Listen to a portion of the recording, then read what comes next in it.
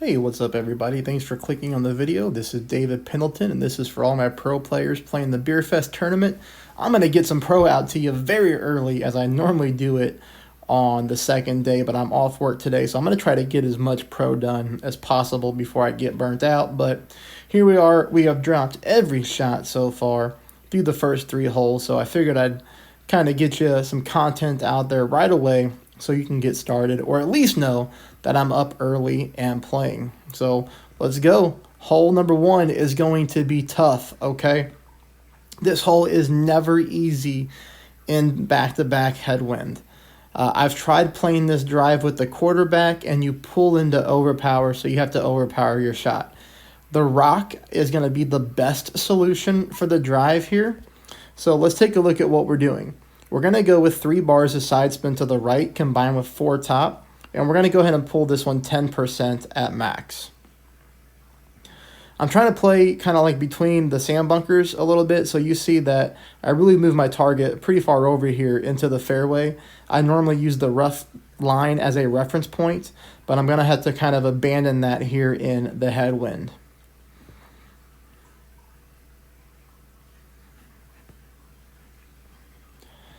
The tricky shot on this is going to be shot number 2.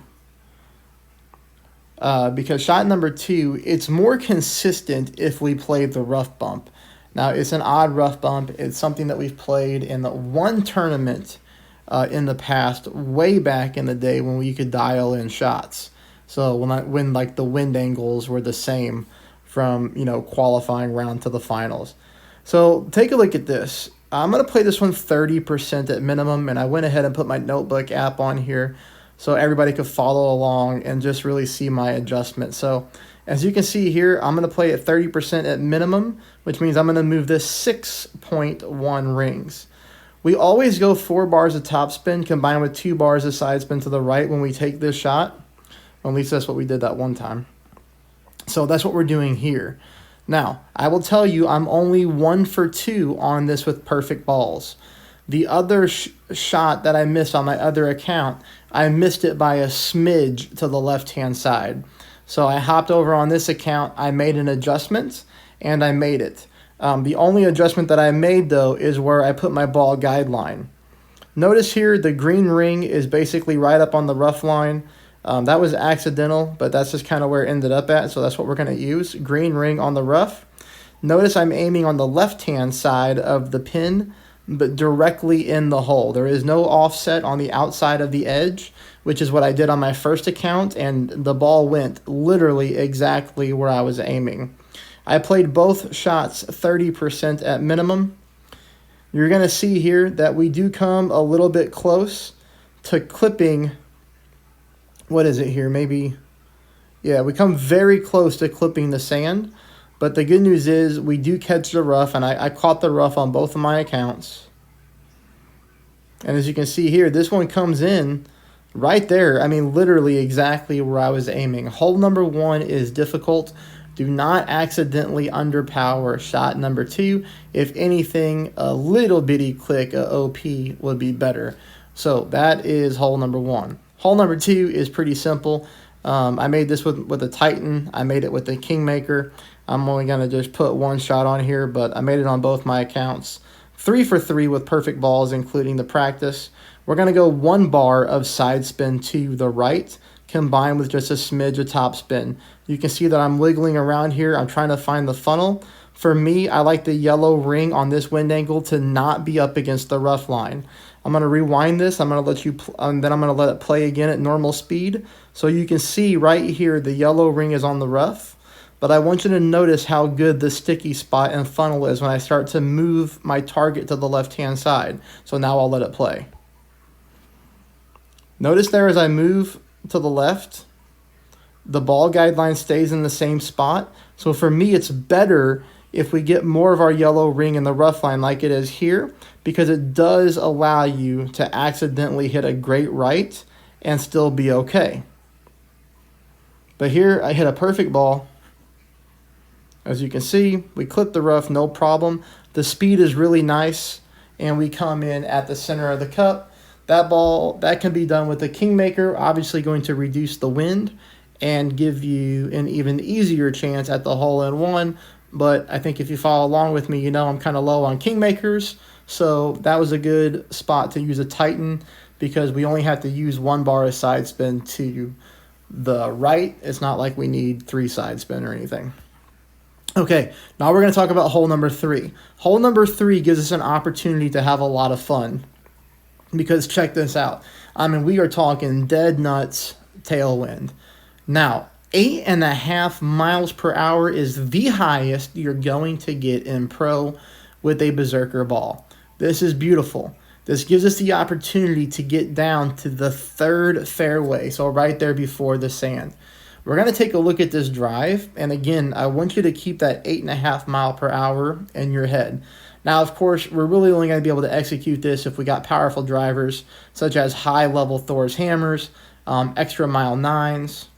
Anybody else, you can try for the shot, and, you know, heck, why not take a very short chip-in albatross opportunity if you accidentally get stuck in the rough right here. Okay, here I got stuck in the rough, and it's not because of the great ball, I don't think. It's because I don't add any left side spin to the shot. I need to use left side spin to catch this and roll out, okay? Now, I want you to take a look at this. And yes, this is a money ball, but again, you know, sometimes it's just important to have fun. So I'm going to have fun in this type of wind. This is a wind 0 ball. I am only getting 7 miles an hour. So that's kind of unlucky whenever I pull out a ball like this. You know, I was hoping to catch a wind in the 9 mile per hours, and then I would really be able to easily power through the rough. But here's why I know a Berserker will work, because look at this shot. This shot, again, is 1.5 miles per hour less wind, but look, I add the left side spin, all right? Same type of OP, same type of curl. Here I hit perfect, so of course I'm going to get maximum distance on the drive.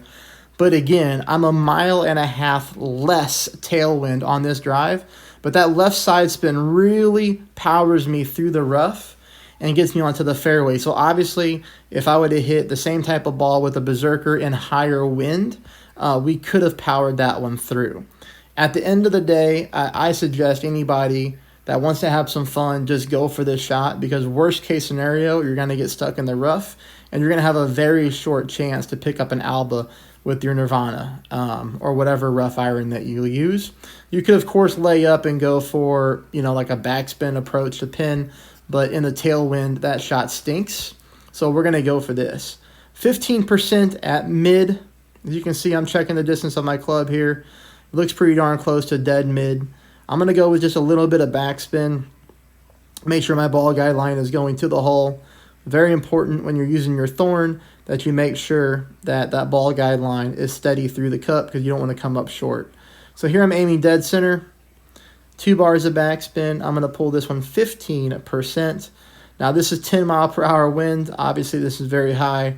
It's much harder to drop shots when you have this high of wind. So this is where, you know, a money ball is a double-edged sword. You're able to get more power, but, you know, your shot to pin is going to be much more difficult because of how high the wind is. But at the end of the day, we did not need the money ball to get us through the rough. You know, only 7 mile per hour wind. If we can get a wind in the 8s with a Berserker, that's going to be huge. Now, obviously, if you use a Berserker and you start off with 8.5 mile per hour wind, if you were to switch to a wind 0 power 5 ball, you would have even more wind. So you could do that too. You'd be in the 9s. But that's the first 3 holes. I hope you enjoy it. Hit the thumbs up, subscribe, and I'm going to start playing some more. Thanks, everybody.